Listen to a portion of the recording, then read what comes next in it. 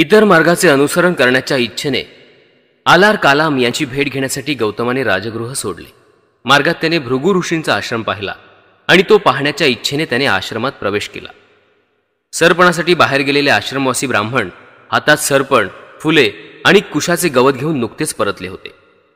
तपस्येत अग्रगण्य आणि बुद्धिमान असलेले ते आश्रमवासी आपल्या पर्णकुटीत न जाता ते गौतमाला पाहण्यासाठी जमा झाले. आश्रमवासियांच्या आदर सत्काराचा स्वीकार केल्यावर सिद्धार्थ गौतमाने आश्रमातील गुरुजनांना आदरपूर्वक वंदन केले. मोक्षाची इच्छा बाळगणाऱ्या सुज्ञ सिद्धार्थाने स्वर्गप्राप्तीसाठी निरनिराळ्या प्रकारची तपस्या करणाऱ्या तपस्व्यांनी भरलेला तो आश्रम पाहिल्यावर तो पलीकडे गेला. त्या सौजन्यशील सिद्धार्थाने त्या पवित्र तपोवनात तपस्व्यांनी चालवलेल्या तपश्चर्येत निरनिराळे प्रकार प्रथमच पाहिले. त्यानंतर तपश्चर्येचे तंत्र आत्मसात केलेल्या भृगु ऋषींनी गौतमाला तपश्चर्येचे निरनिराळे प्रकार आणि त्यांची फळं समजावून सांगितली. पाण्यातून उत्पन्न होणारे न शिजलेले अन्न, कंदमुळे आणि फळं हेच पवित्र धर्मग्रंथात सांगितलेले साधू तपस्व्यांचे अन्न होय. पण तपश्चर्येचे प्रकार मात्र भिन्न भिन्न असतात. काही जण पक्ष्यांप्रमाणे दाणे टिपून आपली गुजराण करतात, तर काही जण हरणाप्रमाणे गवत खातात, तर काही जण सर्पाप्रमाणे हवेवर जगतात. जणू काही ते मुंग्यांची वारुळेच झाली आहेत. दुसरे काही जण महत् प्रयासाने दगड खाऊन आपली भूक भागवतात, तर काही जण आपल्याच दातांनी भरडलेले धान्य खातात, तर काही जण दुसऱ्यांसाठी अन्न शिजवल्यावर जे काही उरते ते स्वतःसाठी ठेवतात. दुसरे काही जण आपल्या जटांचे भारे पाण्याने सतत भिजवून स्तोत्रे गाऊन अग्नीला दोनदा अर्धे अर्पण करतात. आणखी काही जण माशांप्रमाणे पाण्यात बुडी मारून राहतात. त्यांच्या शरीराला कासवे ओरबडून काढतात. अशी तपश्चर्या काही काळ केल्यावर उच्च तपश्चर्येने स्वर्गप्राप्ती, तर कमी प्रतीच्या तपश्चर्येने मृत्यूलोक मिळतो. दुःख मार्ग अनुसरल्यामुळेच शेवटी त्यांना सुखप्राप्ती होते. असं म्हणतात की दुःख हे पुण्याचे मूळ आहे. हे ऐकल्यानंतर गौतम म्हणाला, अशा प्रकारचा आश्रम मी आज प्रथमच पाहतो आहे. तुमचा हा तपश्चर्येचा नियमही मला समजलेला नाही. यावेळी मी फक्त इतकंच सांगू शकतो की आपली तपश्चर्या स्वर्गप्राप्तीसाठी आहे, तर ऐहिक जीवनातील दुःखाचा विचार करावा आणि त्यावरील उपाय शोधून काढावा अशी माझी इच्छा आहे. आपण मला जाण्याची आज्ञा द्या. सांख्य तत्वज्ञानाचा अभ्यास करावा, स्वतः समाधी मार्गाचे शिक्षण घ्यावे आणि माझा प्रश्न सोडवण्याच्या बाबतीत किंवा त्यांची काही मदत होते किंवा काय आहे ते पाहावे, अशी माझी इच्छा आहे. याप्रमाणे तपश्चर्येत गुंतलेले असताना आपण मला अशा प्रकारे आश्रय दिला आणि अत्यंतिक दया दाखवली. पण आपणाला मला सोडून दूर जावे लागणार आहे असा जेव्हा मी विचार करतो, तेव्हा माझ्या आप्तस्वकीयांना सोडताना मला जसे दुःख झाले तसेच दुःख मला इथं होते. मला इथं राहणे आवडत नाही किंवा येथील एखाद्याच्या वर्तनात काही चूक झाली आहे म्हणून मी हे तपोवन सोडून जात आहे असं नाही. कारण पूर्वीच्या ऋषीने सांगितलेल्या धार्मिक मार्गाने जाणारे आपण श्रेष्ठ ऋषी आहात.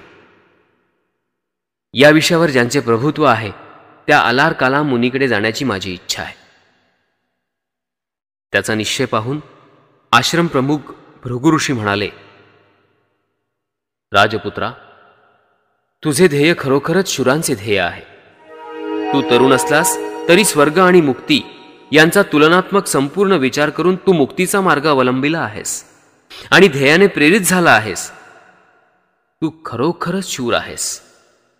तू जे म्हणालास तेच जर तुझं निश्चित उद्दिष्ट असेल तर ताबडतोब विद्यकोष्ठाला जा. आलार कलाम ऋषी तिथे आहेत. शाश्वत आनंदाचे पूर्ण ज्ञान त्यांनी मिळवले आहे. त्यांच्याकडून तुला या मार्गाचे ज्ञान होईल. पण माझी अशी कल्पना आहे की त्यांच्या सिद्धांताचा अभ्यास केल्यावर तुझे उद्दिष्ट त्याच्याही पलीकडे आहे असं तुला दिसून येईल. गौतमाने त्यांचे आभार मानले आणि मुनिजनांना वंदन करून तो निघाला. त्या मुनींनीही त्याला सन्मानपूर्वक निरोप देऊन ते परत आपल्या तपोवनात गेले. भृगु ऋषींचा आश्रम सोडल्यावर गौतम आलार कालाम मुनींचे वस्तीस्थान शोधावयास निघाला. आलार कालाम त्यावेळी वैशालीला राहत होते. गौतम तिथे गेला. वैशालीला पोहोचल्यावर तो त्यांच्या आश्रमात गेला. आलार कालामांकडे जाऊन तो म्हणाला, आपल्या सिद्धांताचा अभ्यास करण्याची माझी इच्छा आहे. त्यावर आलार कलाम म्हणाले, तुझे स्वागत असो.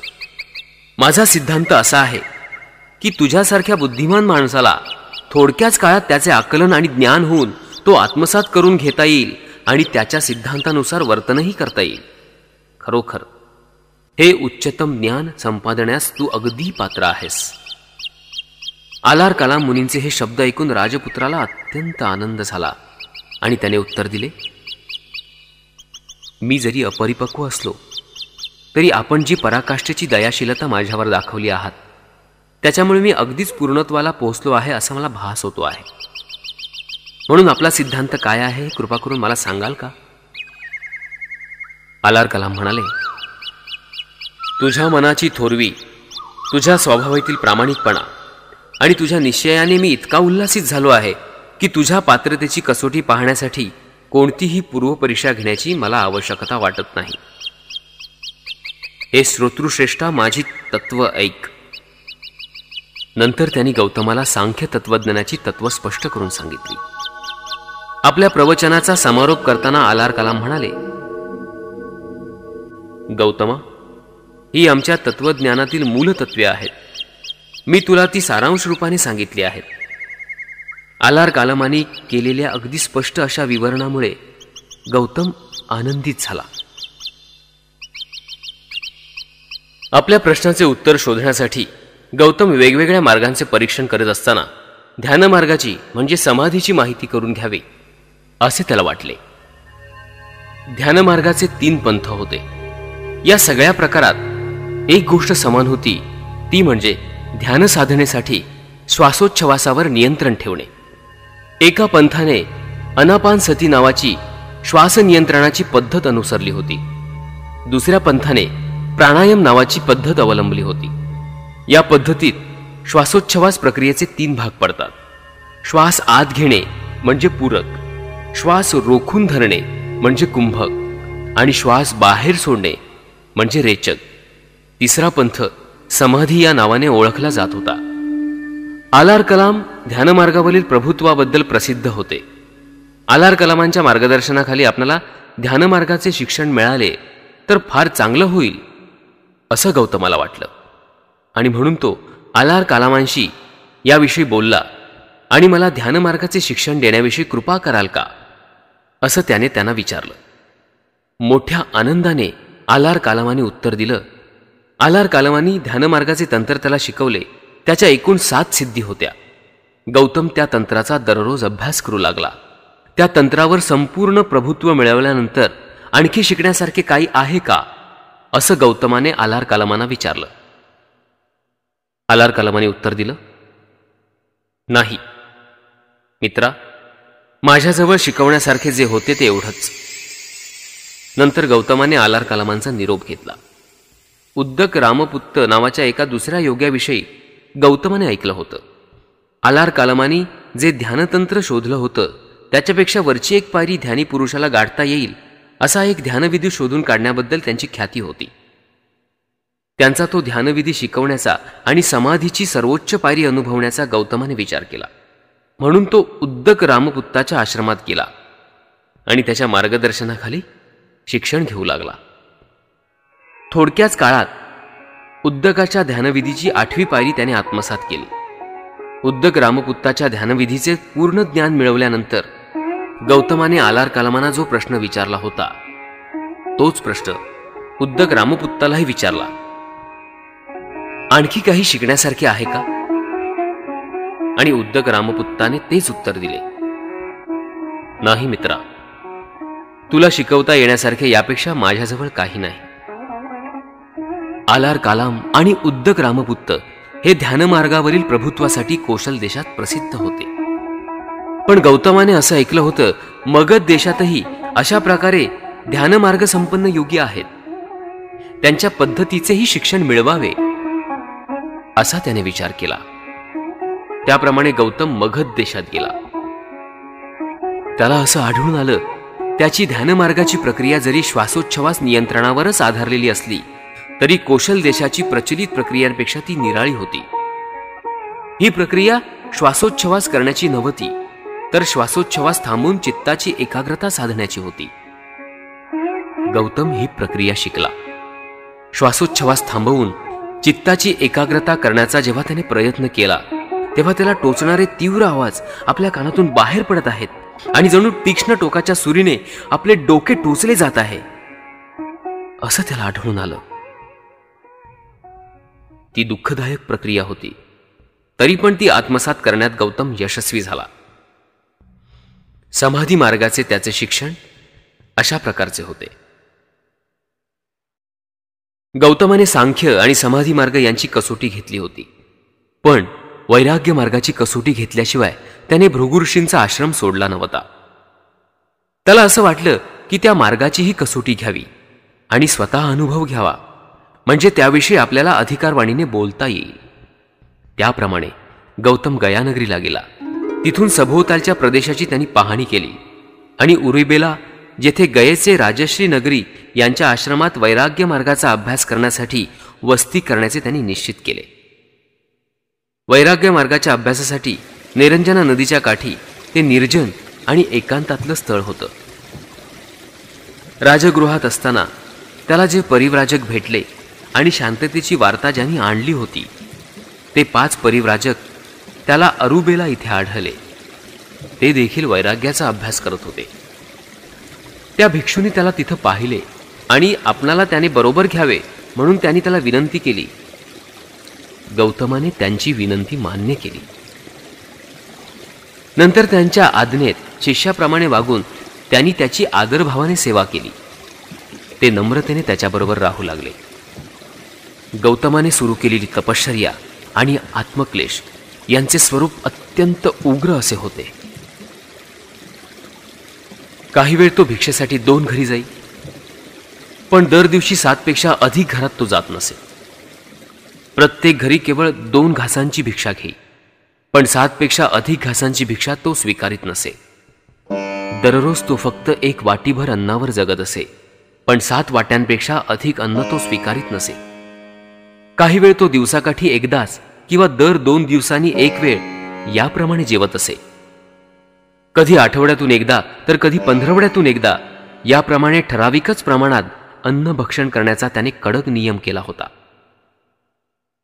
त्याचा वैराग्य मार्गाचा अभ्यास अधिकाधिक होऊ लागल्यावर हिरव्या वनस्पती किंवा रानातले ज्वारी बाजरीसारखे धान्य किंवा पाण्यातल्या वनस्पती किंवा भाताच्या तुसाच्या आत सापडणारे तांबडे पीठ किंवा भातावरची पेज अथवा तेलिबियांचे पीठ एवढाच त्याचा आहार असे. रानटी फळे आणि कंदमुळावर किंवा वाऱ्याने झाडावरून पडलेल्या फळांवर तो आपली गुजराण करत असे. त्याचे कपडे तागाचे, धुळीच्या ढिगात सापडलेल्या तागासारखे चिंध्यांचे, झाडांच्या सालींचे, काळविटाच्या सबंध अर्ध्या कातड्यांचे, गवताचे, झाडांच्या सालीचे किंवा लाकडांच्या पट्ट्याचे, माणसांचे किंवा जनावरांचे केस विणून केलेल्या घोंगडीचे किंवा घुबडांच्या पंखांचे असत. त्याने आपल्या डोक्यांचे आणि दाढीचे केस उपटून टाकले. उभे राहून घेतलेले आसन तो बसण्यासाठी केव्हाही सोडून देत नसे. मांडी घालून बसल्यानंतर तो कधी उठत नसे, तर मांडी घालून बसलेल्या स्थितीतच राहून तो हालचाल करीत असे. अशा प्रकारे निरनिराळ्या पद्धतींचा अवलंब करून तो वैराग्याच्या इतका पराकोटीला गेला की आपल्या शरीराला पराकाष्ठेच्या यातना आणि वेदना देण्यासाठीच तो जगू लागला.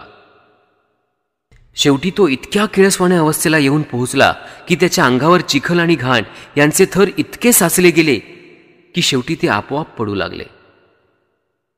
अरण्याच्या भयान अशा अंतर्भागात त्याने आपली वस्ती केली होती. तो भाग कोणाच्याही अंगाचा थरकाप करेल इतका भयान होता.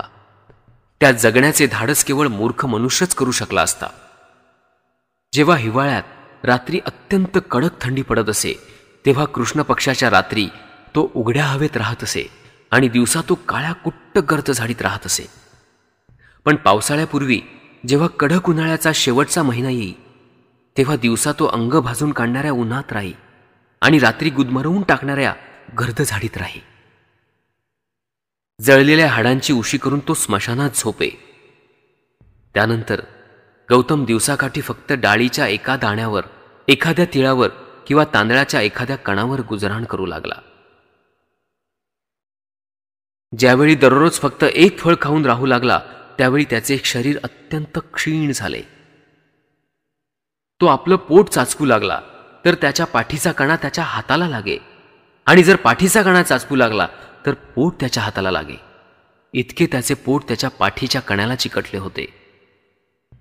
आणि याचे कारण तो अत्यंत कमी खात होता. गौतमाने सुरू केलेली तपश्चर्या आणि त्याचे आत्मक्लेश यांचे स्वरूप अत्यंत उग्र असे होते. अशा प्रकारची त्याची तपश्चर्या आणि आत्मक्लेश 6 वर्षापर्यंत चालले. 6 वर्षानंतर त्याचे शरीर इतकं क्षीण झालं की त्याला हालचालही करता येईना. तरीही त्याला नवीन प्रकाश दिसला नव्हता, आणि ज्या प्रश्नावर त्याचे मन केंद्रित झाले होते त्या ऐहिक दुःखाविषयीच्या प्रश्नाचा त्याला यत्किंचितही उलगडा झाला नव्हता. तो स्वतःशीच विचार करू लागला, हा मार्ग वासनामुक्त होण्याचा किंवा पूर्ण ज्ञानाचा अथवा मुक्तीचा नाही. काही जण इहलोकासाठी दुःख उपभोगतात, तर काही लोक स्वर्गलोकांसाठी कष्ट सहन करतात. आशेच्या पाठीमागे लागल्यामुळे दुःखी ठरलेले आणि नेहमी ध्येयच्युत होणारे माझे प्राणी मात्र सुखाच्या आशेने निश्चितपणे दुःखात पडतात. माझ्या बाबतीत देखील काहीसे असेच झाले नाही का? मी जो दोष देतो आहे तो प्रयत्न नव्हे, कारण हा प्रयत्न हीन दर्जांचा मार्ग टाळून उच्च दर्जांचा मार्ग अनुसरण्याचा आहे. माझा प्रश्न असा आहे की शारीरिक क्लेशांना धर्म म्हणता येईल का? ज्या अर्थी मनाच्या प्रेरणेने शरीर कार्य करते किंवा कार्य करण्याचे थांबते, त्या अर्थी विचारांवर ताबा ठेवणे हेच योग्य होय. विचारांखेरीज शरीर हे कुत्र्याप्रमाणे आहे. जर केवळ शरीराचाच विचार करायचा असता तर केवळ अन्नशुद्धीने पावित्र्य लाभले असते, पण मग कर्त्यालाही पावित्र्य असतेच. त्याचा काय उपयोग? ज्याची शक्ती नष्ट झाली आहे, भूक, तहान आणि थकवा यांनी जो गळून गेला आहे, थकव्यामुळे ज्याचे मन शांत राहिलेले नाही, त्याला नवीन प्रकाश प्राप्त होऊ शकत नाही. जे ध्येय मनाच्या सहाय्याने गाठावायचे आहे, ते ज्याला संपूर्ण शांतता लाभली नाही, ते तो कसा गाठू शकेल? खरी शांती आणि एकाग्रता शारीरिक गरजांच्या अखंड तृप्तीनेच योग्य प्रकारे लाभते. त्यावेळी उरुग्वेला येथे सेनानी नावाचा एक गृहस्थ राहत होता. सुजाता नावाची त्याला एक मुलगी होती. सुजाताने एका वटवृक्षास नवस केला होता आणि तिला मुलगा झाल्यास दरवर्षी तो नवस फेडण्याचा तिने संकल्प केला होता. तिची इच्छा पूर्ण झाल्यावर तिने पन्ना नावाच्या दासीला नवस फेडण्याची जागा तयार करण्यासाठी पाठवले. त्या वटवृक्षाखाली गौतम बसलेला पाहून पन्नाला वाटले तो वृक्ष देवच अवतरला आहे. सुजाता आली आणि स्वतः शिजवलेले अन्न तिने सोन्याच्या पात्रात गौतमाला वाढले. ते पात्र घेऊन तो नदीकाठी गेला. सुप्पतिठ्ठ नावाच्या एका घाटावर त्याने आंघोळ केली आणि मग अन्नाचे भक्षण केले. याप्रमाणे त्याची वैराग्य मार्गाची कसोटी संपली. तपश्चर्या आणि आत्मक्लेश यांचा गौतमाने त्याग केल्यामुळे त्याच्याबरोबर असलेले 5 तपस्वी त्याच्यावर रागावले आणि तिरस्काराने त्याला सोडून गेले.